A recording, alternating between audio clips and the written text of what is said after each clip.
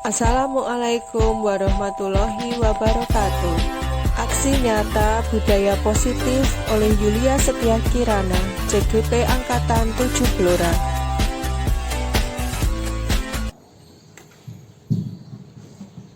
Assalamualaikum warahmatullahi wabarakatuh.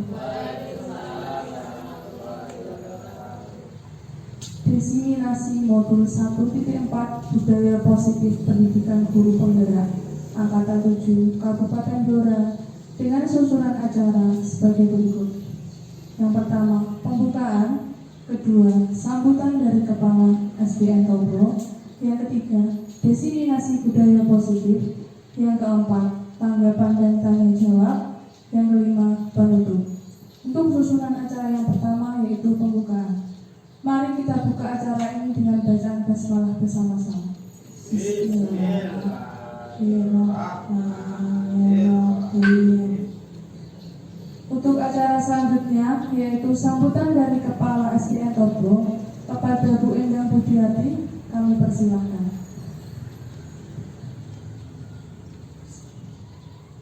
Assalamualaikum warahmatullahi wabarakatuh. Yang saya hormati rekan-rekan guru SDN Tobro, marilah kita bersama-sama memanjatkan puji syukur kehadirat Allah Subhanahu wa Ta'ala yang telah melimpahkan rahmat serta keselamatan kepada kita semuanya, sehingga pada pagi hari ini kita bisa berkumpul dalam keadaan sehat walafiat.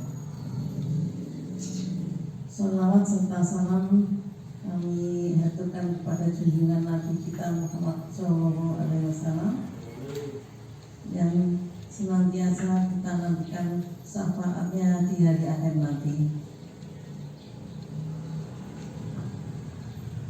Bapak Ibu yang saya hormati, yang selanjutnya adalah pada Bu Yulia, kami sampaikan selamat berjuang untuk mengikuti guru penggerak. Semoga nanti apa yang didapatkan dari kegiatan guru penggerak ini nanti dapat membawa hasil untuk menambah semangat bagi anak-anak didik kita maupun rekan-rekan guru sekalian. Untuk itu sekali lagi semangat kami dari kepala sekolah sini memberikan dorongan agar Ibu Lia bisa nanti lebih profesional dalam kegiatan ini nanti. Untuk rekan-rekan yang lain, mohon nanti bisa apa yang disampaikan dari Ibu Lia bisa menjadi penyemangat juga di dalam kita melaksanakan tugas demi kemajuan dari anak didik kita agar lebih berprestasi, karena ini nanti bisa menambah anak-anak semakin aktif di dalam pembelajaran. Dan itu yang bisa saya sampaikan. Ada kurang lebihnya saya mohon maaf. Sekali lagi lebih semangat Lia, ya. Ada kurang lebihnya saya mohon maaf. Akhir kata, wabillahi taufiq wal hidayah. Wassalamualaikum warahmatullahi wabarakatuh.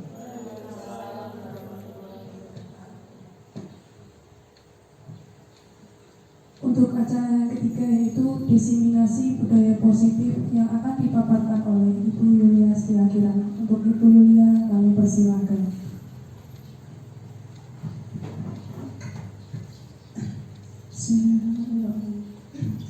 Yang terhormat Ibu Endang Budiati selaku Kepala SDN Tobro, Bapak Ibu Guru SDN Tobro yang saya hormati pula. Marilah pertama-tama kita panjatkan syukur kita kehadirat Allah Subhanahu wa Ta'ala, karena berkah limpahannya kita dapat berkumpul pada acara diseminasi ini dengan keadaan sehat walafiat. Tak lupa sholawat serta salam kita aturkan kepada Nabi besar Muhammad SAW yang kita nantikan syafaatnya di yaumil akhir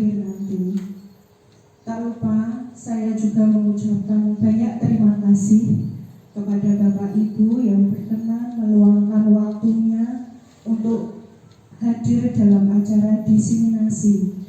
Diseminasi ini adalah kegiatan saya berbagi pengalaman selama saya mempelajari modul 1 Guru Penggerak Angkatan 7 Blora.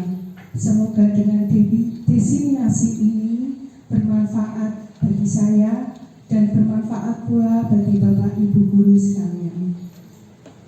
Baik, saya akan mulai diseminasi modul 1.4 Budaya Positif oleh saya sendiri, Yulia Setiakirana dari SDN Topo CGP Angkatan 7 Blora. Kita akan mempelajari dulu tentang filosofi pendidikan menurut Ki Hajar Dewantara. Pendidikan anak sejatinya menuntut anak mencapai kekuatan kodratnya sesuai dengan kodrat alam dan kodrat zaman. Kodrat alam dalam hal ini adalah kita sebagai pendidik harusnya memperkenalkan anak untuk pembelajaran yang disesuaikan dengan kultur budaya setempat dan keadaan fisiologis daerah sekitar. Seperti di daerah ini ya, di dataran rendah ataupun dataran tinggi, pembelajarannya mungkin akan berbeda dengan anak yang ada di pesisir pantai. Mungkin kalau di dataran ini dipelajari dengan cara menanam bercocok tanam, kalau di pesisir pantai mungkin pembelajarannya bisa dikaitkan dengan bagaimana cara mencari ikan dan pengembangan wisata di sekitar pesisir pantai.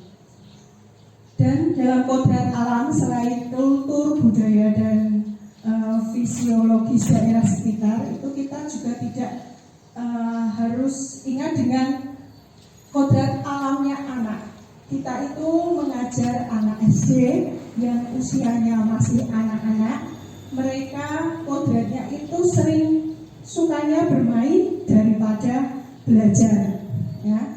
Dan kita sebaiknya sebagai pendidik menyisipkan permainan dalam pembelajaran karena kodratnya anak itu kodrat bermain. Nah, sehingga dalam pembelajaran ini anak merasa senang. Dalam berangkat sekolah mereka tidak terbebani dengan pelajaran. Mereka dalam sekolah itu semangat. Ketika berangkat itu semangat, oh saya nanti itu belajar sambil bermain. Tidak hanya dengan fakta yang harus kita hafalkan, terus disuruh menghafalkan dengan fakta matematika yang mungkin membosankan bagi anak. Alangkah baiknya pembelajaran itu disesuaikan dengan kodrat anak yang seyogianya anak itu suka bermain daripada belajar. Nah itu terus sekarang kodrat zaman. Kodrat zaman itu adalah kita dalam pembelajaran menyesuaikan perkembangan zaman dari waktu ke waktu. Kalau sekarang itu perkembangan anak dengan teknologi itu anak lebih suka belajar dari TikTok, apalagi anaknya ya gurunya saja juga suka lihat TikTok. Nah itu mungkin bisa digunakan untuk media pembelajaran. Nah selain itu ketika ulangan harian, karena kita itu masih menggunakan sheet kertas ya, dengan kemajuan zaman mungkin nantinya kita tidak memerlukan kertas lagi. Bisa anak dipelajari dengan menggunakan Google Sheet dengan sarana prasarana sekolah yang memadai. Nantinya insya Allah nanti ketika ulangan harian, PTS atau PAT maupun ujian sekolah bisa menggunakan kemajuan teknologi. Itu yang dimaksud adalah kodrat zaman. Selanjutnya, guru ibarat petani, murid adalah bibit. Tidak mungkin kita mengubah padi menjadi jagung atau sebaliknya mengubah jagung menjadi padi. Setiap tanaman perlakuannya beda-beda. Sebagai anak juga kita sebagai guru harus bisa memperlakukan anak itu dengan keanekaragaman mereka, keunikan mereka itu berbeda-beda. Ada anak yang suka pelajaran matematika, suka berhitung, belum tentu dia akan suka seni. Begitu sebaliknya, anak yang suka seni atau olahraga belum tentu bisa suka matematika. Nah, kita sebagai pendidik harus bisa menimbulkan, menuntun dan menyadari bahwa setiap anak itu punya keunikan sendiri, potensi sendiri, sehingga satu anak dengan anak yang lain itu berbeda perlakuannya. Kalau kita menanamkan anak itu konsep yang baik, maka anak menghasilkan anak yang baik. Ketika kita menanamkan anak konsep yang kurang baik, maka mungkin menjadikan anak itu kurang baik juga. Jadi guru itu ibarat petani. Kalau kita memperlakukan tanaman kita dengan baik, panennya juga akan baik.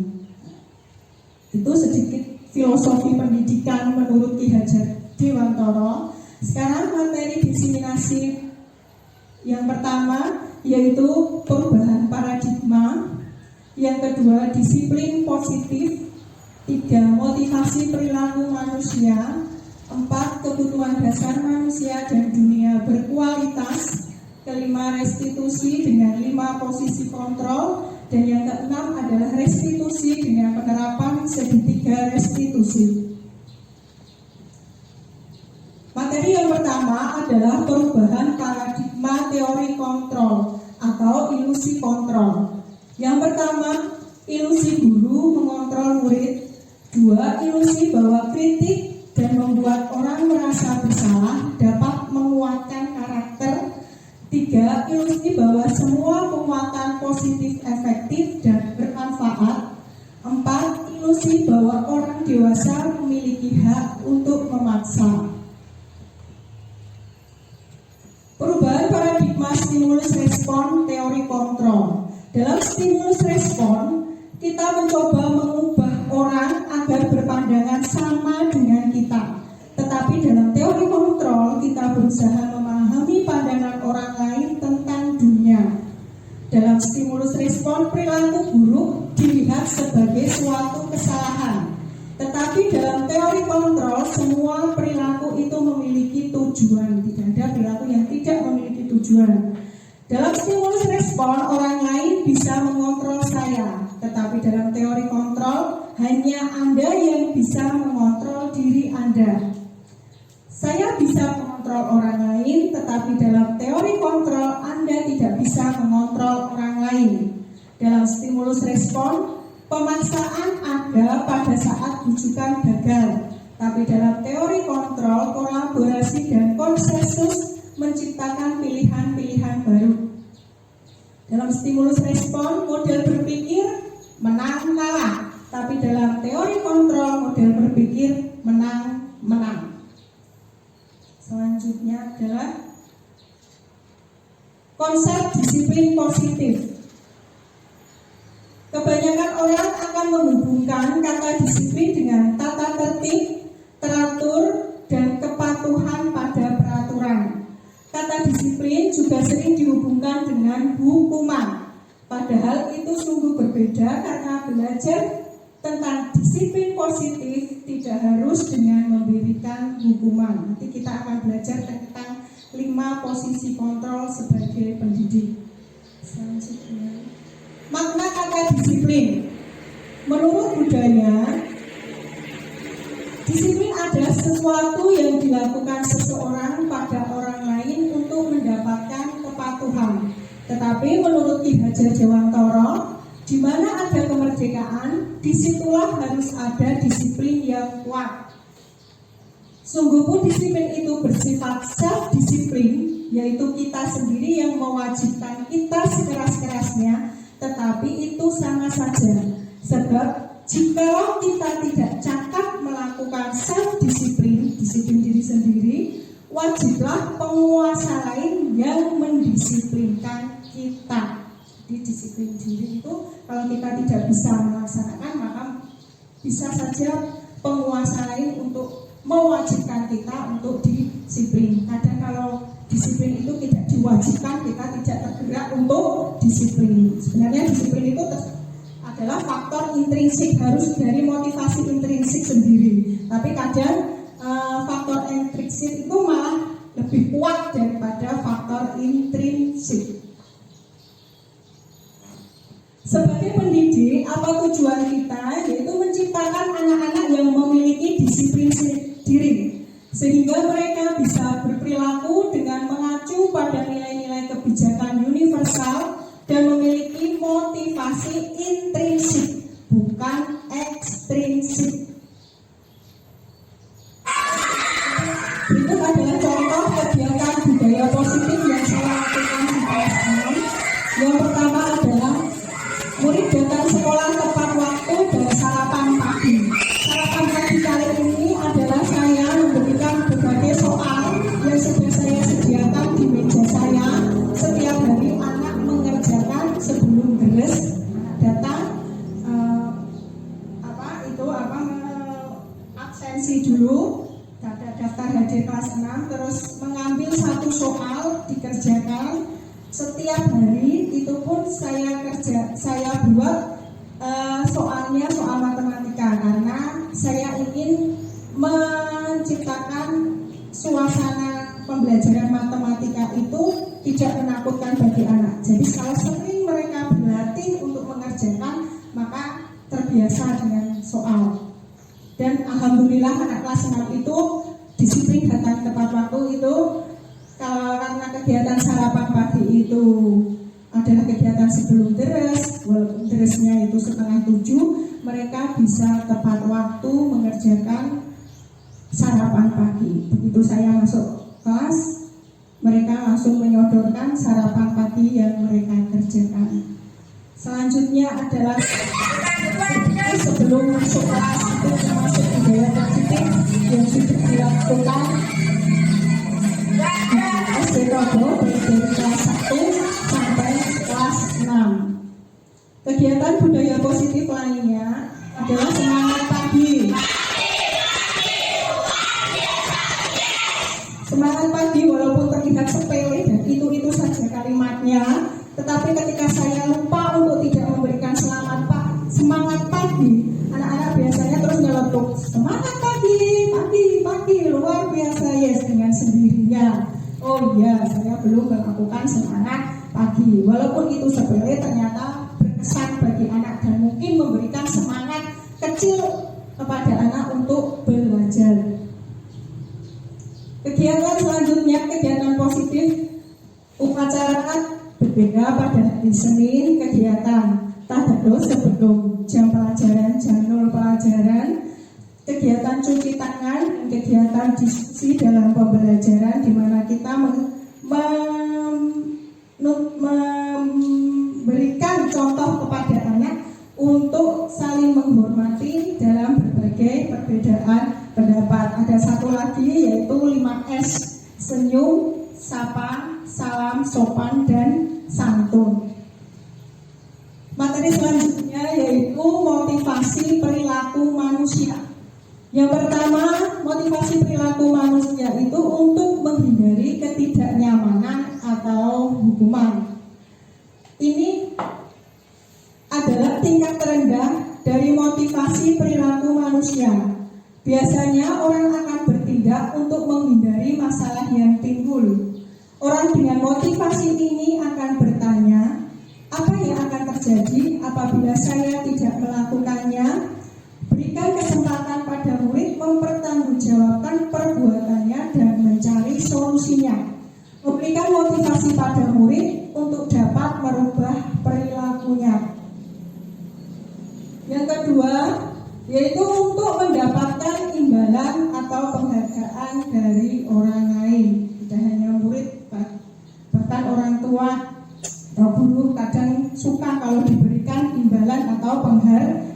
Itu juga termasuk motivasi untuk anak berkarya lebih baik. Pada tingkat motivasi ini, orang akan berperilaku untuk mendapatkan imbalan atau penghargaan dari orang lain. Orang dengan motivasi ini akan bertanya, apa yang akan saya dapatkan apabila saya melakukannya? Nah, itu. Terus yang ketiga adalah untuk menjadi orang yang mereka inginkan dan menghargai diri sendiri dengan nilai-nilai yang mereka percaya. Mereka melakukan sesuatu karena nilai-nilai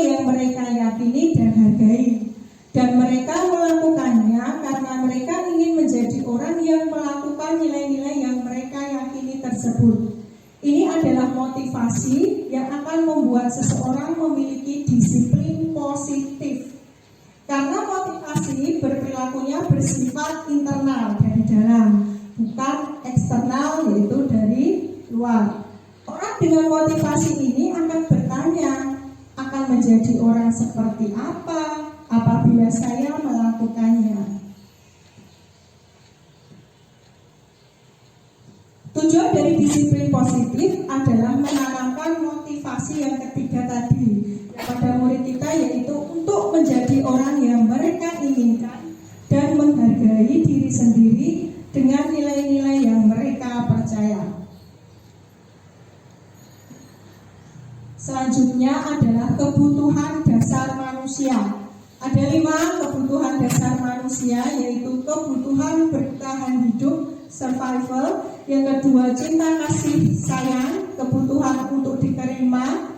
Yang ketiga, penguasaan, kebutuhan pengakuan atas kemampuan. Yang keempat, kebebasan, kebutuhan akan pilihan. Dan yang kelima, kesenangan, kebutuhan untuk merasa senang. Kita akan bahas satu persatu kebutuhan dasar manusia. Yang pertama adalah kebutuhan bertahan hidup. Adalah kebutuhan yang bersifat fisiologis untuk bertahan hidup, misalnya kesehatan, rumah, dan makanan. Seks juga termasuk bagian dari proses reproduksi, termasuk kebutuhan untuk bertahan hidup. Yang kedua, kebutuhan cinta dan kasih sayang, kebutuhan untuk diterima. Kebutuhan ini dan 3 kebutuhan berikutnya adalah kebutuhan psikologis. Kebutuhan untuk mencintai dan memiliki meliputi kebutuhan akan hubungan dan koneksi sosial, kebutuhan untuk memberi dan menerima kasih sayang, dan kebutuhan untuk merasa menjadi bagian dari suatu kelompok. Kebutuhan dasar yang ketiga yaitu penguasaan atau kebutuhan pengakuan atas kemampuan. Kebutuhan ini berhubungan dengan kekuatan untuk mencapai sesuatu, menjadi kompeten, menjadi terampil, diakui atas prestasi dan keterampilan kita, didengarkan dan memiliki rasa harga diri. Kebutuhan ini meliputi keinginan untuk dianggap berharga, bisa membuat perbedaan, bisa membuat pencapaian, kompeten, diakui, dihormati. Ini meliputi self-esteem dan keinginan untuk meninggalkan pengaruh. Self-esteem di sini adalah seperti menghargai diri kita. Bagaimana kita menilai diri kita, atau bahasanya itu gambaran diri. Yang keempat adalah kebebasan, kebutuhan akan pilihan. Adalah kebutuhan akan kemandirian, otonomi, memiliki pilihan dan mampu mengendalikan arah hidup seseorang. Yang kelima, kesenangan atau kebutuhan untuk merasa senang. Adalah kebutuhan untuk mencari kesenangan, bermain, dan tertawa. Jika bayangkan hidup tanpa kenikmatan apapun, betapa menyedihkan. Menurut Glaser, menghubungkan kebutuhan akan kesenangan dengan belajar. Ya, ini sesuai dengan kodrat alamnya anak tadi, menyisipkan permainan dalam pembelajaran sehingga anak belajar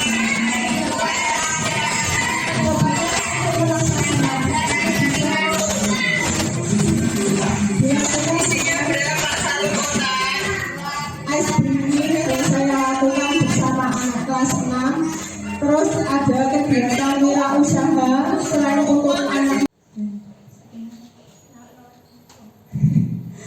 Yang selanjutnya adalah 5 posisi kontrol menurut dosen. Yang pertama sebagai penghukum, kedua pembuat rasa bersalah, yang ketiga teman, 4 pemantau, yang kelima manajer. Di sini kita akan mempelajari beberapa posisi kontrol kita sebagai guru. Yang pertama, guru sebagai penghukum. Tindakannya itu memarahi, mengkritik, menyakiti, melakukan dengan tindakan kekerasan. Perkataannya misalnya, kalau kamu tidak melakukan posisi guru sebagai penghukum. Akibatnya murid tidak peduli dengan gurunya atau tugas sekolahnya. Pola perilaku yaitu perilaku melanggar yang berulang sebagai bentuk perlawanan. Motivasi yang berkembang adalah motivasi ekstrinsik. Jadi motivasi bukan dari dirinya tetapi dari faktor luar. Yang kedua, posisi guru sebagai pembuat rasa bersalah. Tindakannya contohnya mendiamkan, menceramahi, membuat rasa bersalah. Misalnya dengan berkata, Bapak Ibu kecewa sama kamu. Kalau orang tuamu tahu, bagaimana? Seharusnya kamu tahu, itu tidak boleh kamu lakukan. Itu adalah posisi sebagai pembuat rasa bersalah. Akibatnya murid merasa murid bodoh atau nakal. Pola perilakunya rasa rendah diri, kurang percaya diri, cemas, dan khawatir salah. Motivasi yang berkembang masih adalah motivasi ekstrinsik. Yang ketiga, posisi guru sebagai teman. Tindakannya membuat pemakluman, perkataannya lakukan demi Bapak Ibu ya, tolong jangan rame. Misalnya perkataannya seperti itu. Akibatnya merasa guru adalah teman yang bisa memaklumi kesalahannya. Pola perilaku menjadi lemah, tergantung, cenderung menunggu bantuan dari guru. Motivasi yang berkembang masih motivasi ekstrinsik. Yang keempat, posisi kontrol guru sebagai pengawas. Tindakannya memantau dan mencatat. Mungkin dari perilaku anak dicatat dalam suatu buku catatan untuk catatan sendiri. Terus perkataannya, kamu sudah tahu aturannya kan? Akibatnya murid mempertanyakan konsekuensi perbuatannya. Pola perilaku yaitu orientasi pada ganjaran dan hadiah. Motivasi yang berkembang masih motivasi ekstrinsik. Yang kelima adalah posisi kontrol guru sebagai manajer. Tindakannya bertanya dan membuat kesepakatan. Perkataannya, apa sebenarnya harapanmu? Akibatnya, apa yang bisa saya lakukan untuk memperbaiki? Pola perilaku, disiplin dari dalam diri. Motivasi yang berkembang adalah motivasi intrinsik. Jadi yang paling tepat itu adalah guru diharapkan mampu menduduki posisi kontrol yang manajer, sehingga akan timbul motivasi dalam diri anak itu sendiri. Konsekuensi logis dari akibat penerapan peran kontrol sebagai penghukum adalah kemungkinan murid marah dan dendam atau bersifat agresif, bahkan bisa melakukan tindakan yang parah lagi. Itu posisi kontrol sebagai penghukum. Konsekuensi logis dari akibat penerapan peran kontrol pembuat rasa bersalah adalah murid akan merasa bersalah. Bersalah telah mengecewakan ibu atau bapak gurunya. Murid akan merasa menjadi orang yang gagal dan tidak sanggup membahagiakan orang lain. Kadangkala sikap seperti ini malah lebih bahaya dari sikap kontrol sebagai penghukum, karena emosi akan tertanam di dalam murid akan menahan perasaannya. Selanjutnya yaitu dampak negatif dari posisi kontrol sebagai teman. Jadi guru sebagai temannya murid adalah bila suatu saat guru tersebut tidak membantumu, maka murid akan kecewa dan berkata, saya pikir Bapak adalah teman saya. Murid merasa dikecewakan dan tidak mau lagi berusaha. Hal lain yang mungkin timbul adalah murid hanya akan bertindak untuk guru tertentu dan tidak untuk guru lainnya. Murid akan tergantung pada guru tersebut. Selanjutnya, konsekuensi logis dari penerapan posisi kontrol pemantau adalah murid memahami konsekuensi yang harus dijalankan karena telah melanggar salah satu peraturan di sekolah. Guru tidak menunjukkan suatu emosi yang berlebihan menjadi marah atau membuat merasa bersalah.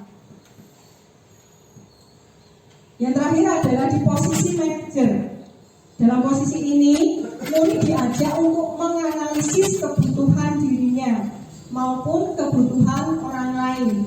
Di sini penekanan bukan pada kemampuan membuat konsekuensi, namun dapat berkolaborasi dengan murid bagaimana cara memperbaiki kesalahan.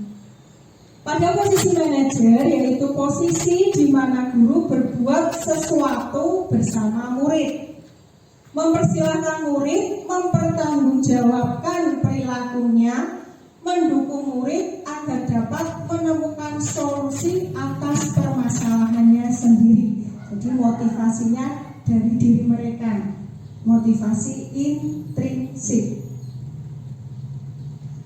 Selanjutnya adalah keyakinan kelas. Mengapa kok keyakinan kelas tidak dibuat peraturan kelas saja?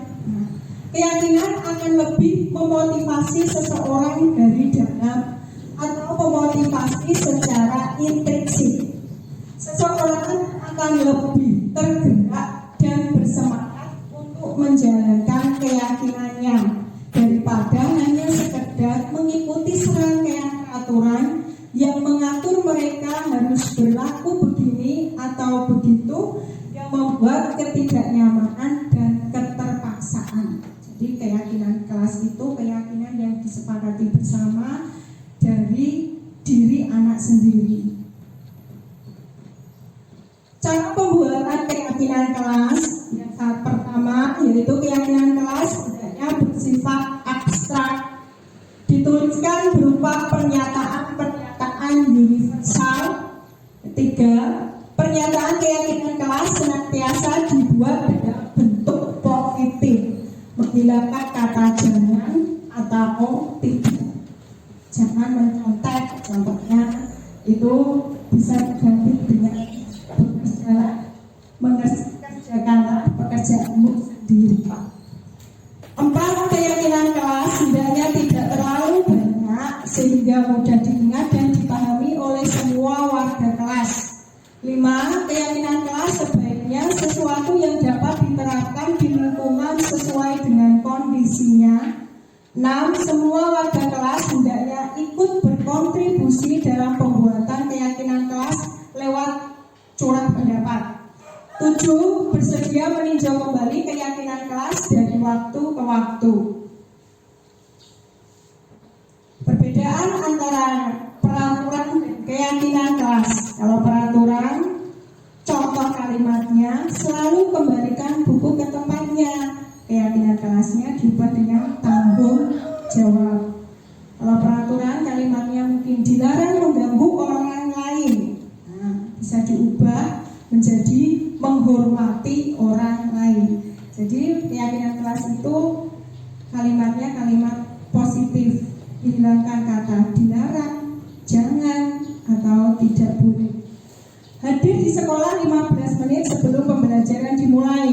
Keyakinan kelasnya bisa diubah dengan menghormati orang lain atau berkomitmen. Dilarang melakukan kekerasan dalam kalimat keyakinan kelas bisa diubah keselamatan atau menghormati orang lain. Dilarang menggunakan narkoba, keyakinan kelasnya kesehatan. Bergantian atau menunggu giliran, kalimat dalam keyakinan kelas menghormati orang lain ataupun bersabar. Peraturan, contoh kalimatnya gunakan masker, keyakinan kelasnya kesehatan atau keselamatan. Peraturan dengan kalimat jangan berlari di kelas atau koridor bisa diubah dalam keyakinan kelas itu keselamatan dan keamanan. Berikut adalah keyakinan kelas yang saya buat di kelas 6.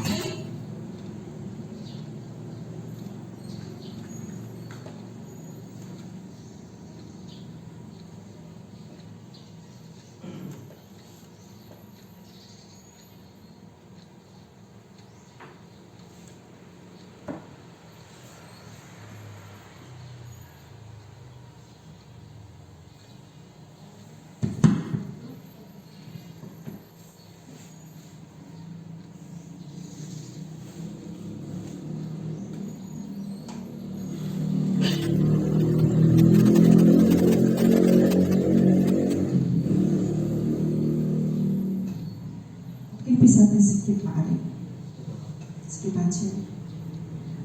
Selanjutnya adalah Restitusi. apakah restitusi itu?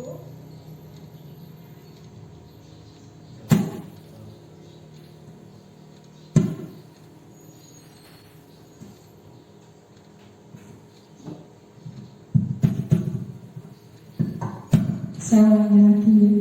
Segitiga restitusi. Restitusi adalah proses menciptakan kondisi bagi murid untuk memperbaiki kesalahan mereka, sehingga mereka bisa kembali pada kelompok mereka dengan karakter yang lebih kuat. Itu menurut Gusen.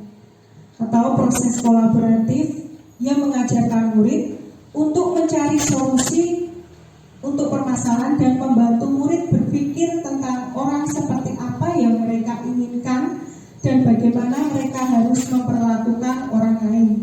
Itu menurut Joseph Gusen. Manfaat segitiga restitusi, manfaat dari restitusi adalah membantu murid menjadi lebih memiliki tujuan, disiplin positif, dan memulihkan dirinya setelah berbuat salah. Tujuannya menjadi orang yang menghargai nilai-nilai kebajikan yang mereka percayai. Ciri-ciri restitusi yang membedakan dengan program disiplin lainnya. 1. Restitusi bukan untuk menebus kesalahan, melainkan untuk belajar dari kesalahan. 2. Restitusi memperbaiki hubungan. 3. Restitusi adalah tawaran, bukan paksaan. 4. Restitusi menuntun untuk melihat diri sendiri. 5. Restitusi diri adalah cara yang paling baik. 6. Restitusi fokus pada karakter, bukan tindakan. 7. Restitusi menguatkan. 8. Restitusi fokus pada solusi. 9. Restitusi mengembalikan murid yang salah pada kelompoknya. Tahapan dalam segitiga restitusi yang pertama adalah menstabilkan identitas. Jika anak berbuat salah, maka ada kebutuhan dasar mereka yang tidak terpenuhi. Bagian dasar segitiga restitusi memiliki tujuan untuk merubah orang yang gagal karena telah berbuat kesalahan menjadi orang yang sukses. Tahapan yang kedua adalah memvalidasi tindakan yang salah. Konsep langkah kedua adalah kita harus memahami kebutuhan dasar yang mendasari tindakan anak berbuat salah. Tahapan yang ketiga, menanyakan keyakinan. Teori kontrol menyatakan bahwa kita pada dasarnya termotivasi secara internal. Penting menanyakan ke anak tentang kehidupan ke depan yang dia inginkan. Ketika mereka sudah menemukan gambaran masa depannya, guru dapat membantu mereka untuk tetap fokus pada gambarannya. Ini adalah penerapan segitiga restitusi yang saya terapkan. Demonstrasi kontekstual penerapan segitiga restitusi oleh Yulia Setiakirana, JGP Angkatan 7 Gelora. Segitiga restitusi merupakan suatu dialog yang dijalankan guru atau orang tua untuk mewujudkan murid yang mandiri dan bertanggung jawab. Adapun tahapan segitiga restitusi adalah menstabilkan identitas, validasi tindakan yang salah, dan menanyakan keyakinan. Tahapan menstabilkan identitas berdasarkan prinsip membuat kesalahan adalah bagian dari proses pembelajaran, sehingga menggeser identitas gagal ke sukses. Tahapan selanjutnya adalah validasi tindakan yang salah. Berdasarkan prinsip, setiap perilaku berupaya memenuhi kebutuhan tertentu, sehingga guru akan bergeser dari pemikiran stimulus respon menjadi proaktif. Tahapan menanyakan keyakinan. Murid akan diberi pertanyaan-pertanyaan bermakna untuk memunculkan motivasi secara intrinsik sehingga mampu mengaitkan keyakinannya dengan tindakan yang salah.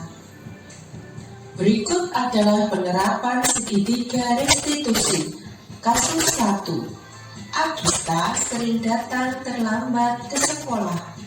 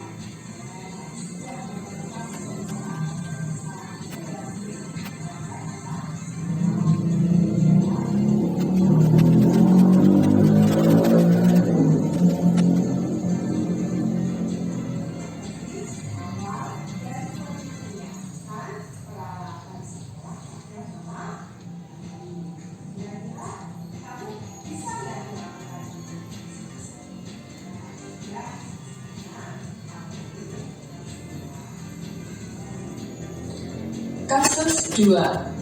Kesha tidak terima jika pekerjaannya selalu dicontek oleh temannya. Ia marah dan tidak dapat mengendalikan emosinya.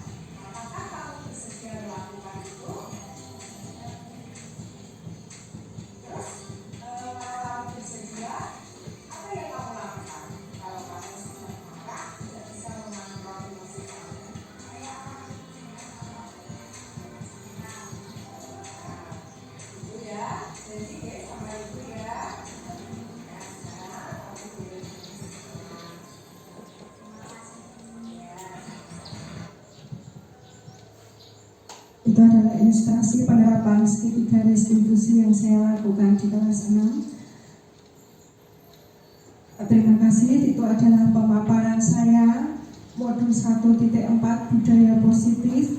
Semoga apa yang saya paparkan hari ini bermanfaat bagi saya dan mungkin bisa bermanfaat bagi Bapak Ibu semuanya.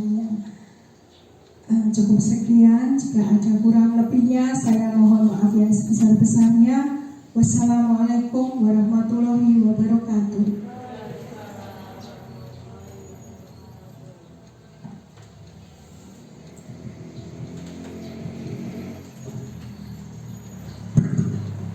Untuk acara yang selanjutnya yaitu tanggapan dan tanya jawab.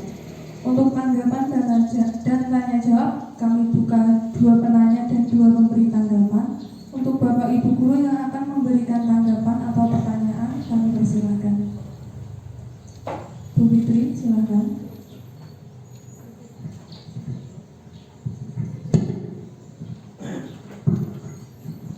Assalamualaikum warahmatullahi wabarakatuh. Di sini saya akan memberi tanggapan untuk pemaparan kuliah. Wow, Bu, dia sungguh luar biasa.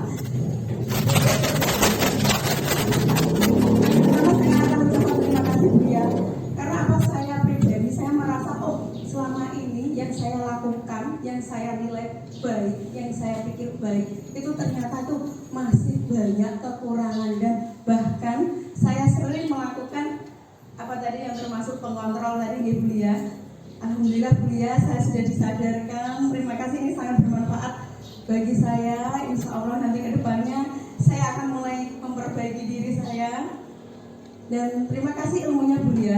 Ini memang benar-benar yang kegiatan untuk pendidikan guru penggerak itu memang sangat bermanfaat ya. Apalagi kan ke depannya untuk anak-anak juga. Kita kan bekerja untuk anak-anak. Insya Allah apa yang kita lakukan juga untuk anak-anak. Terima kasih Bu ya. Semoga kami bisa mengikuti jalannya Bulia untuk menjadi angkatan PGP yang selanjutnya. Wassalamualaikum warahmatullahi wabarakatuh. Terima kasih Bu Fitri. Saya ini juga masih belajar. Saya tidak sehebat yang Bu Fitri kira. Saya itu juga masih belajar. Dari modul 1 ini memang saya akui menarik untuk peningkatan pembelajaran murid. Banyak sekali yang kita dapatkan dari modul 1 guru penggerak ini. Awalnya saya itu juga takut ikut guru penggerak. Apakah saya bisa dengan mungkin tugas-tugas yang banyak, terus apakah saya bisa meluangkan waktunya? Tapi alhamdulillah dengan mengikuti guru penggerak ini ada semangat kecil dalam diri saya untuk lebih maju untuk mengembangkan murid saya, mengajak murid saya untuk berperilaku positif maupun menerapkan pembelajaran yang menyenangkan bagi anak. Saya doakan untuk teman-teman yang belum mengikuti guru penggerak nantinya bisa lolos seleksi guru penggerak, terutama Bu Fitri dan Pak Pardi yang mau mengikuti angkatan 9 dan 10. Semoga lolos. Yakin kalian bisa melewati semua tahapan guru penggerak. Jangan takut dulu. Saya dulu ikut guru penggerak juga dari nol, tidak bisa apa-apa. Canva tidak bisa, membuat video tidak bisa. Ternyata setelah saya utik-utik sendiri, karena saya yaitu motivasi intrinsik, motivasi dari dalam diri itu memang sangat dibutuhkan. Kita tidak bisa tergantung dengan orang lain. Karena saya akui sendiri, saya mungkin aku kok minta ajarin suami saya, tetapi suami saya sibuk dengan pekerjaan mereka, pekerjaannya ada hobinya sendiri. Nanti saya minta tolong Pak Arif, tapi Pak Arif ya saya tahu super sibuk sekali. Makanya motivasi intrinsik itu memang dibutuhkan. Ya, terima kasih atas tanggapannya Bu Fitri. Terima kasih juga jika diseminasi pada acara ini bermanfaat bagi Bapak Ibu guru semuanya. Selanjutnya, Bu Dwi, silakan.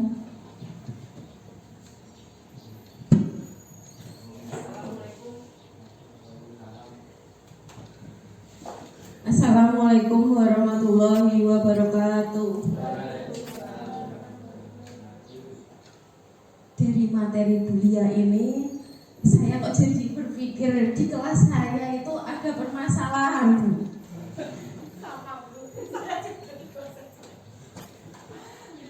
Sudah bingung dan bagaimana untuk menyelesaikan itu ya.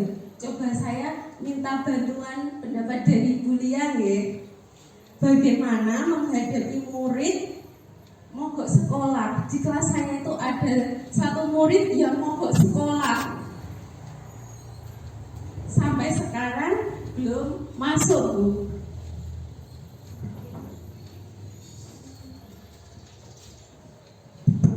Terima kasih pertanyaan dari Bu Dwi. Saya mencoba menjawab ya Bu Dwi sebisa saya. Kita tadi, saya kan sudah memaparkan tadi tentang posisi kontrol kita.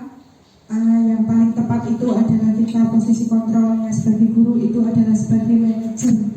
Jadi posisi kontrol sebagai manajer itu merupakan saya dengan murid memberikan motivasi dari dalam murid itu sendiri, berkolaborasi dengan murid itu. Saya tanyakan, kenapa kamu kok tidak masuk sekolah? Terus diterapkan dengan segitiga restitusi tadi. Yang pertama, menstabilkan identitas. Mungkin anak itu karena sering tidak masuk sekolah, mungkin dia merasa malu dengan dirinya sendiri. Yang pertama itu pasti malu dengan dirinya sendiri. Saya kok gak? Pasti itu, tidak mungkin tidak. Terus yang kedua, dia mungkin malu dengan gurunya. Saya tidak masuk sekolah lama, mau masuk kok malu, nanti diajak budui, nanti terus malunya yang ketiga malu dengan teman-temannya, ya. Nah itu bagaimana cara kita sebagai pendidik untuk menstabilkan identitasnya dia di lingkungan kelasnya. Jadi dia ketika dia masuk nanti dia tidak merasa minder, tidak merasa malu. Tapi terlebih dulu kita menanyakan, memvalidasi tindakan yang salah. Mungkin Budwi bisa datang ke rumahnya menanyakan, kira-kira yang kamu lakukan ini sesuai tidak dengan keyakinan kelas. Nah, kalau diajaklah bicara dari hati ke hati, mungkin anaknya bisa bercerita, kenapa saya kok tidak mau masuk sekolah. Mungkin ada faktor keluarga mungkin, atau memang muridnya memang malas, atau mungkin ada faktor luar, merasa minder dengan teman-temannya. Mungkin karena kita tahu kan Luka itu tidak punya ibu, atau mungkin dia merasa minder, saya tidak punya ibu. Bandingkanlah dengan teman-temannya juga yang mungkin tidak punya orang tua tapi masih punya semangat untuk sekolah. Yang ketiga adalah tahapan menanyakan keyakinan. Ya, menanyakan keyakinan itu kita cari solusinya bersama-sama dengan murid tersebut. Kira-kira kalau kamu nanti masuk sekolah, apakah kamu kalau mau masuk sekolah, apakah kamu bisa bersosialisasi dengan temanmu dengan baik, bisa belajar dengan baik. Jadi menanyakan keyakinan itu, maukah kamu belajar lagi di sekolah? Itu mungkin tahapan-tahapan yang kita pelajari dari posisi kontrol kita sebagai guru, sebagai manajer. Jadi bersama dengan murid itu mencari solusi yang tepat atas permasalahannya. Jadi anak didorong untuk menimbulkan motivasi dalam dirinya untuk sekolah. Tidak bisa kita paksa mereka untuk ayo sekolah, ayo sekolah. Mungkin kalau paksa 1-2 hari mau, tapi kalau motivasinya itu dari dalam diri anak sendiri, mungkin tidak hanya sehari 2 hari, mungkin seminggu, bahkan bisa lanjut untuk sekolah. Sayang sekali kalau anak itu harus putus sekolah, karena kita tahu zaman sekarang hampir tidak ada anak yang tidak lulus SD. Jadi diusahakan untuk melakukan berbagai tindakan supaya anak itu bisa kembali datang ke sekolah. Kiranya itu saya mencoba menjawab dari pertanyaan Bu Dwi. Terima kasih. Terima kasih, semoga saja terlaksana ya Bu. Terima kasih sarannya.